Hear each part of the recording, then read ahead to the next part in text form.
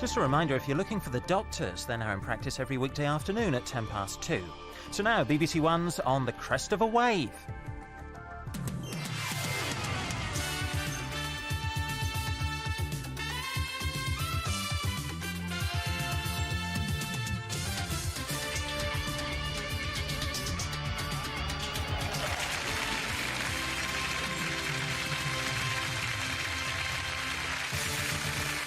Playing Wipeout today, Pauline Banford, a local authority officer from the West Midlands, Ian Richardson, a social worker from Halifax, and Kay Gordon, a sales and marketing assistant from Lancashire. So let's meet the star of the show, Bob Monkhouse. Good to see you here. Thanks for being here. Delightful to have you. Thanks very much indeed. How are you feeling? Good? Everybody in a good mood? I am in a terrific mood. Before we start the game, I must tell you this. Last night I had this fabulous dream. I dreamed, I mean, this is ridiculous for a man of my age, but I dreamed I was being seduced by Dame Kiri Tekanawa. She said, "I'll take you on 5 minutes of passion." And I said, "Oh, please, Kiri, take an hour." I know I'm silly. You don't have to tell me. I'm not as silly as my friend Jimmy Cricket. Jimmy, you know Jimmy, the wonderful Northern Ireland comedian, lovely guy. He took a taxi to the station here in Manchester, and the cabbie said, "That'll be £2.50. And Jimmy said, "I've only got the £2. Could you reverse back a bit?" That's comedians for you, see? Now, we're a weird bunch. Take Adam Bloom.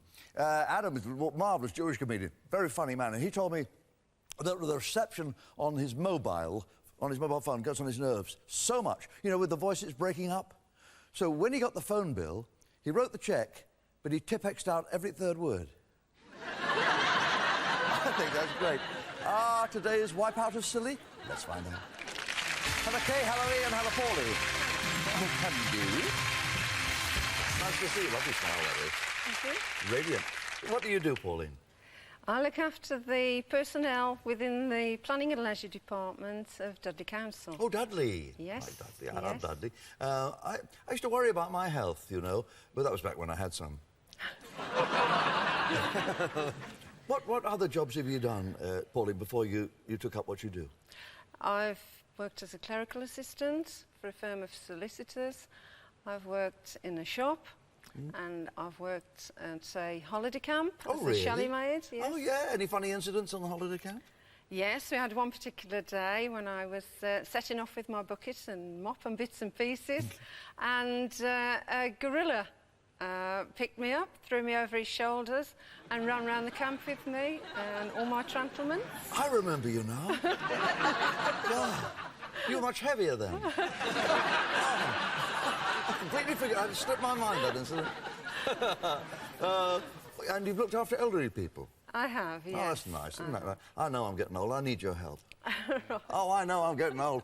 Last week I spent 10 minutes looking at, admiring a painting of a horse before I noticed who was sitting on it. Lady Godiva. So I know I'm getting old. If you didn't do what you do, what would be your dream job? What would be your fantasy occupation? I would like to be a psychiatrist. I'd like to delve into the minds of the sane and the insane. We'll make our camera crew available to you after the recording. We have a BBC has a resident psychiatrist to help people with problems. He treated some down-and-out vagrant who thought that he was leader of the Lib Dems. And he said it was the worst inferiority complex he'd ever come across. Have you met anyone famous in the course of your careers? Yes, I met Chris Tarrant. I met Chris Tarrant once. Nice man, isn't he? Mm-hmm. What was he doing? He was judging a dog show. Oh, really? Why were you there? I was there with my little dog. I had a little dog called Bluey, a little mongrel dog. And Chris Tarrant was the judge with Bob Carriages. And our little Bluey came second. Oh, congratulations. Isn't that marvellous? Well, Manchester, you see, is very tough on dog owners. Oh, the laws here are wicked. Oh, there's a penalty for fouling the pavement and a free kick if you do it in the road. What's the worst date you've ever been on? The worst date would be my ex-husband. Oh, that was a mistake, was it? That was a mistake. I went on to marry him. Oh, dear. I understand. My first marriage was a complete disaster. It lasted 10 years, my first marriage, and all I can remember about it is sex, sex, sex. 3 times. Ian, you look as if you've experienced quite a few of the subjects we're discussing here. You're a social worker, sir. I am, yes. And what do you do in Wakefield? I carry out community care assessments on adults with learning disabilities. Oh, right. Okay. How did you come to meet your wife? Well, about 30 years ago, the day I started in social work, we shared a desk and a phone. And it was hate at first sight. Same with me and my first wife. I met her at a drunken orgy and I found her so annoying. For one thing, she was supposed to be home taking care of the kids. If you were not a social worker, Ian, what would be your dream job? I'd like to be a driver of a steam locomotive. Oh, you're a kiddie at heart. I am. It's never grown up. No. Actually, I can understand that because when you were a kiddie, working for the railways was a very, very nice job. But there's no loyalty to all employees anymore. 3 years as an engine driver, and my cousin got sacked just because he didn't slow down and stop at one station. Admittedly, Euston. Ian, have you encountered anyone in the public eye? Well, a long time ago, I was in a pub in Belgravia in London, and there was only 3 or 4 people in the pub. One of them was Rod Stewart. Oh, yes. And I went up to get a drink and got my change. It dropped on the floor, and Rod Stewart and I were engaged in this sort of scramble on the floor to get the penny that it turned out to be. That's Rod. Nice man, but the laundry refused to take any more of his Kleenex. Kay, you sell stuff. I sell stuff, What yes. do you- I sell metal boxes.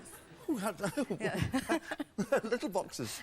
No, metal boxes. Metal boxes, yes. Well, what form do they take? Little secure containers? Well, all sizes really, from that size to wardrobes. Anything you can lock up? Yes, Yeah. we make cabinets for electricity companies, All right. Meters. meter cabinets. Hate meters. I've hated meters ever since I was a little boy because my dad painted ours red and told me it was my money box. Before you started selling tin boxes, metal boxes, steel boxes, well, what did you do? I work for a wallpaper company. Oh, yeah? Any funny customers? We had a few funny customers, yes. One in particular rang up to complain that there were faces in her wallpaper, which we said... What, lumpy ones? Or she was just getting visions, was she? She was having visions. We sent someone out to investigate. I But, think people often see imaginary faces that aren't there, don't they? In clouds and coal fires and the stalls of theatres where I'm appearing. What about other jobs, Kay? What else have you done? I've had several. I worked for a timeshare company in the far north of Scotland for a short time. Oh, really? Far north? Yeah. Oh, yeah, I had a girlfriend up in the far north. Well, she was very popular. She was the favourite of all the lads between the Orkneys and the Shetlands. In fact, she was the original Fair Isle pushover. And what about your partner's job? What is your... He's an aspiring author. Oh, He's really? Not published yet. But he is writing. Hoping he's What- writing. Money and mysteries writing. Get him to write some mysteries, because they sell. They really do.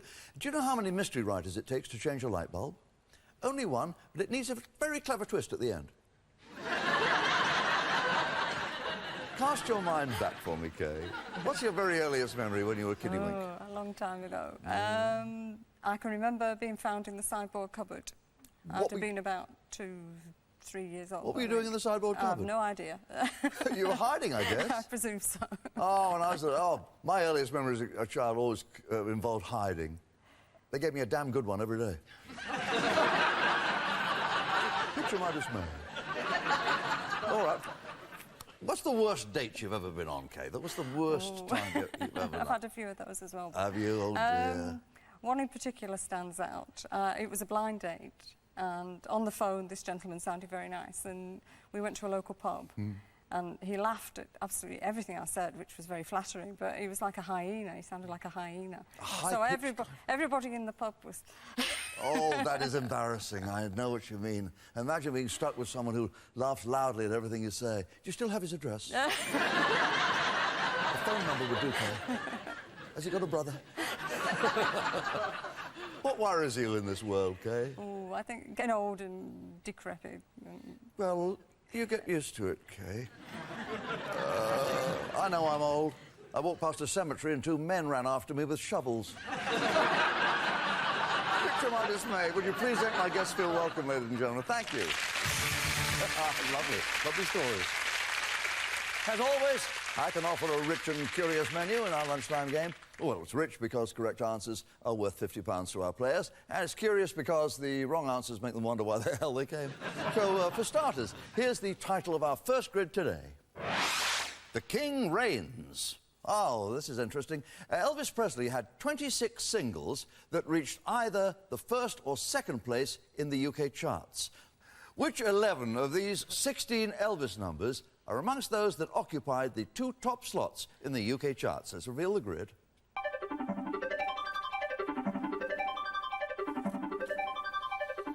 "16 answers. 11 will pay you well, 5 will cost you dear." Before we came on, our contestants drew their lucky lots, and Pauline gets to go first. So can you give me one of those wonderful Presley numbers that got to number 1 or number 2 in the UK?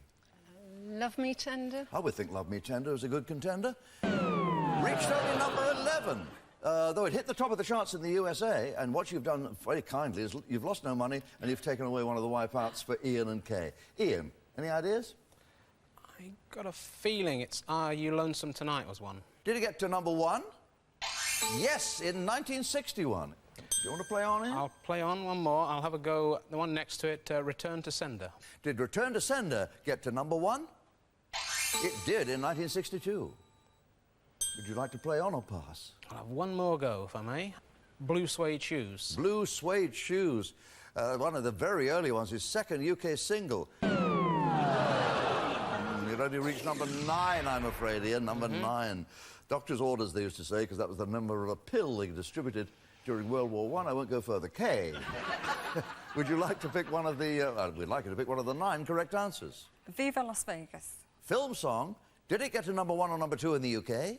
It reached number 17. You've lost no money, Kay, and now we only have 2 wipeouts on the screen. I think you should all be glad of that. There's 9 good answers, Pauline. Bob, I'll try It's Now or Never. It's Now or Never, please. Reached number 1 in 1960. What a triumph. £50 for you. And The Wonder of You. In 1970, after a 5-year gap from his previous number 1, did The Wonder of You put him back at the top? Yes, the very top, number 1 in the UK. And I think I'll pass to Ian, Bob. Certainly. Ian, we come to you with only 2 wipeouts out of those 9 answers. Heartbreak Hotel. Heartbreak Hotel, one of his earliest recordings, his first ever UK disc. Yes, it got to number 2, Ian. Right, next one, I think Hound Dog was a hit. Hound Dog in the top right-hand corner. It was number 1 in the US, but it was number 2 for us. And you have £100 banked. Right. There are 2 wipeouts on the screen, 5 correct answers. All Shook Up. All Shook Up. In 1957, did All Shook Up make it? Yes, it was his first UK number 1. Jailhouse Rock. Jailhouse Rock over on the left-hand side. The year is 1958. January. Did Jailhouse Rock make it to the top of the top 10? Yes, got to number 1, £200 banked. I think I'll quit while I'm still winning. Yeah, I think you should. OK, there's still £150 worth to be found on the grid. Can't Help Falling in Love. Did Can't Help Falling in Love get to number 1 in 1962? It jolly well did. Well done, Kay. That puts £50 in the bank, reduces the number of correct answers to 2. I think I'll let Pauline have a go. Pauline, as I say, half of those is correct. Which half? I think I'll try Way Down, Bob. After Elvis died in August 1977, Way Down was released. Did it get to number 1 or number 2? Yes, it did. £150 banked. Now there's only 1 correct answer on the grid. I'll pass that to Ian, Bob. Yes, Ian. I thought you might. I hope you're a happy man. Yeah. I'll go for Guitar Man. I can remember that. Yes, OK. Guitar Man. Did you get to number 1 or number 2 in the UK? Unlucky. Only 19th in 1968, Ian. And so we come to UK with 1 correct, 1 incorrect. Which one is the right one? The King Creole or Bossa Nova Baby? King Creole. The year is 1958. Did King Creole get to number 1 or number 2? Number 2. Well played. Let's recap those scores, shall we? Well, as you can see, Ian, alas, has goose egg in the bank. Kay has £100, but Pauline has 150, which means she's in the lead, and she gets first pick off our second grid, and this is called Who's My Girl? Now, this is fascinating. Chloe was the most popular name for baby girls born in the year 2000. We haven't got a Chloe in our family. We're a rather religious family, so quite a few of us have biblical names, you know. My mother was Ruth, and my dad was named Matthew. I have a sister, Salome, and then there's my brother-in-law, Serpent, and the wife's mother, Plague of Boils.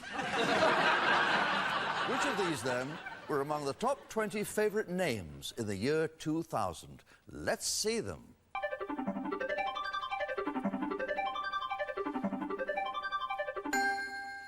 Now, I think perhaps this is the kind of question the ladies enjoy. The year 2000, and we're looking for girls' names, the most popular. I think I'll go for Emily, Bob. Firmly at number 2 behind Chloe, would we find Emily? Yes. Very good choice. And Sophie? A suitable name for a Grand Duchess. Is it at number 7? It is at number 7. I'll pass to Ian, Bob. Ian, we still have 9 correct answers. I'll try Chelsea. Of course, very popular in the USA, where Chelsea is the daughter of ex-President Clinton. Is Chelsea popular in the UK? No, it came 49th on the list. So it's not in the top 20. Kay, we've got rid of a wipeout, or rather Ian has. I'll try Sarah. Well, Sarah Ferguson, of course, a lot of famous Sarahs. But is it a hot name, a top favourite of the top 20 favourite names? Sarah? No, it slipped from 31 the previous year to 33 in the year 2000. So now we have 3 wipeouts, Pauline. I think Rachel, Bob. We're hoping that it's not one of the 3 wipeouts when we say Rachel. That slipped down to number 36 in the UK. No, we're not picking well, I fear. There's 2 wipeouts only on the board, but 9 correct answers waiting to be found. Right, let's see if I can find those 2 wipeouts. No, don't do that, Ian. Lauren. Is Lauren somewhere in the top 20 favourites? It's at number 6, Ian. Oh, that's good. I'll try Jessica. That sounds popular. Jessica, are you in the top 20? Jessica is at number 5. Right. Zoe, I think, is a popular name. Yes, Zoe Ball. Of course, there are a number of lovely Zoes. But is it very popular? Is it worth £100? Zoe? Oh, a long way to go to get into the top 20.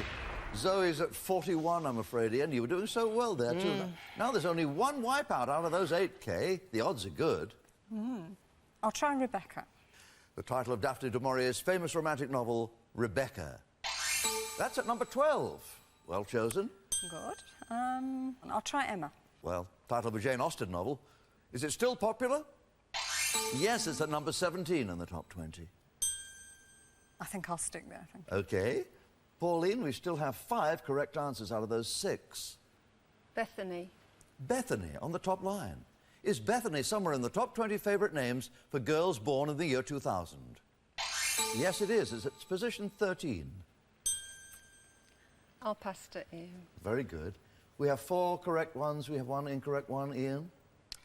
Well, I have a daughter who's known as Daisy, so I'll have to say Daisy. Daisy. It's a new entry, but it's at number 50. Number 50, Daisy came. Oh, dear, oh, dear. Look at the way things stand. Kay obviously goes through to our second round. She has £100, and she's given me 4 correct answers. And Pauline has £50 in the bank. She's given me 6 correct answers. But Ian has given me far more correct answers, 8 in all, has, alas, nothing in the bank. So it's paperweight time, I fear, Ian. Okay. Thank you very much for joining us. I hope you've enjoyed it. Thanks very much, Bob. I have, yeah. That's good, good to know. Ladies and gentlemen, there's Ian.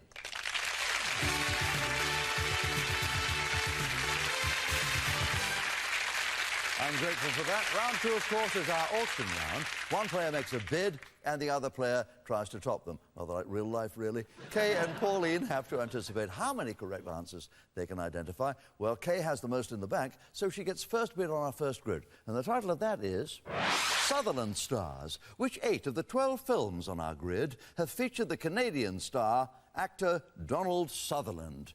And what a fine actor he is. Let's see some titles.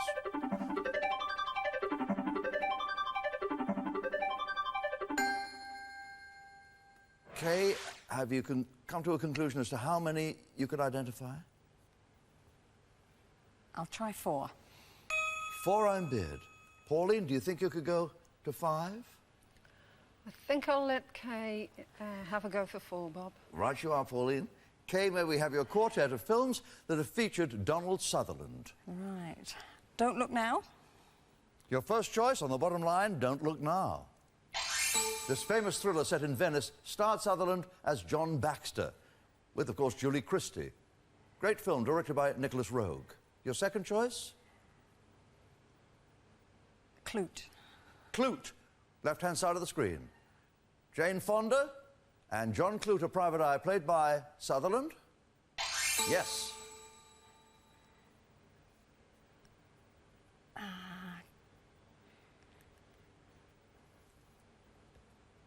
Kelly's Heroes. Kelly's Heroes, top right-hand corner. Oddball in this wartime tale of a plan to steal gold was played by Sutherland? Yes. One more answer wins the grid.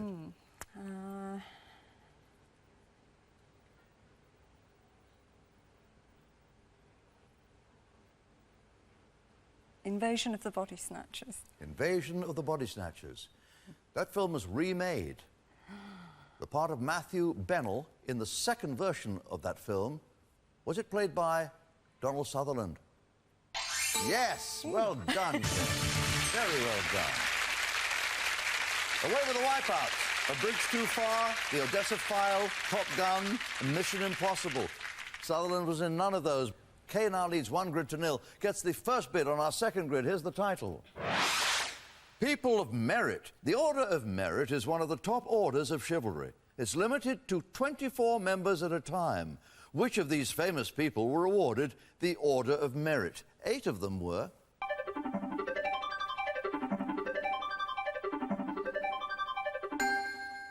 Famous names there.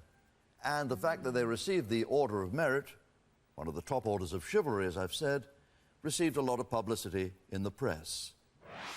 Kay, how many do you think you could identify of the 8 recipients of the Order of Merit? I'll try 3. I have a low bid of 3, Pauline. Will you go to 4? I'll try 4, Bob. 4 on bid. Do I hear 5? No. I'll let Pauline have a go. Pauline, it falls to you, my darling, to come up with a lot of merit. Right. Try Alec Guinness. In the bottom right-hand corner, you think Alec Guinness. Alec Guinness was made a Companion of Honour in 1994, but did not receive the Order of Merit. Kay, one correct answer steals the grid. Margaret Thatcher's staring at me. I'll try Margaret Thatcher. Ex-Prime Minister, Baroness, 1990 is the year. Did you receive the Order of the Merit? Yes. Away with the Wipeouts, which were Stephen Hawking did not receive it. Anthony Hopkins, no. And we know about Alec Guinness. But Tony Blair was not a recipient. Now we have a winner. Kay, well done. You win by 2-0. And Pauline, you have our commiserations and our thanks for being a good player. Thank you very much, Bob. I've thoroughly enjoyed it. I'm delighted. As a souvenir, please accept our Wipeout designer wine goblets and a warm round of applause.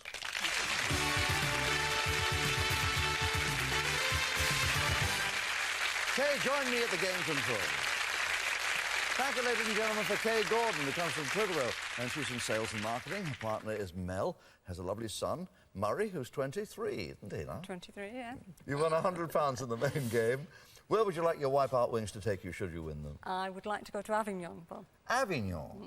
Well, when I say that we're going to make you walk all the way, am I telling the truth or am I Avignon? Oh, that's the fun of the century. Let's have a look at 4 topics.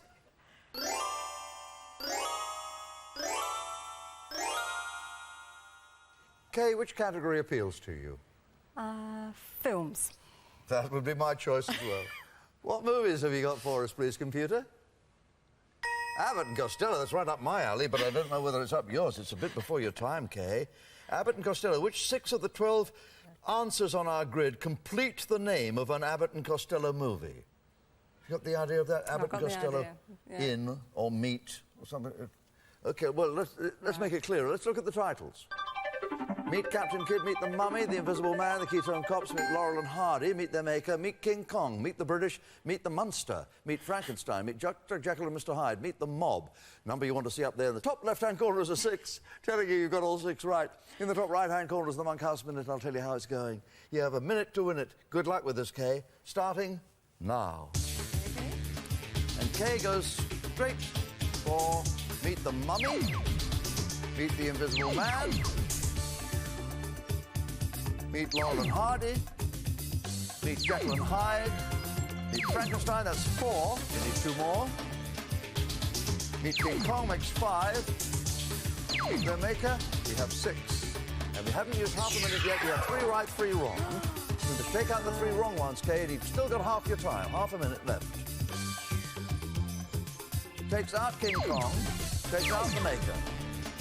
Puts in the Mob, puts in the Invisible Man. We now have 1, 2, 3, 4, 5, 6. We've got 6. See how many you've got right, Kay? We still have a quarter of a minute left.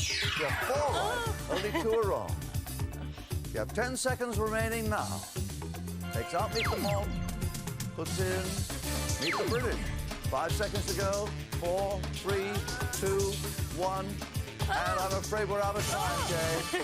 That's why those knobs have stopped working. Oh, dear. Oh, no. Oh, my. Well, you got 4 out of 6 right. And I think that's pretty good considering these pictures were a long time ago.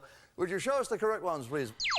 Meet Captain Kidd, meet the Mummy, meet the Invisible Man, meet the Keystone Cops, meet Frankenstein, meet Jekyll and Hyde. Have you had fun? I have, Bob. Thank you very much. I'm delighted to hear it. Kay, ladies and gentlemen.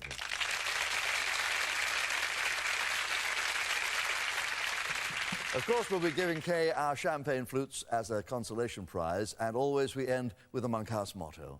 Problems are all relative to who and what you are. A molehill is a mountain to an ant. Till next time.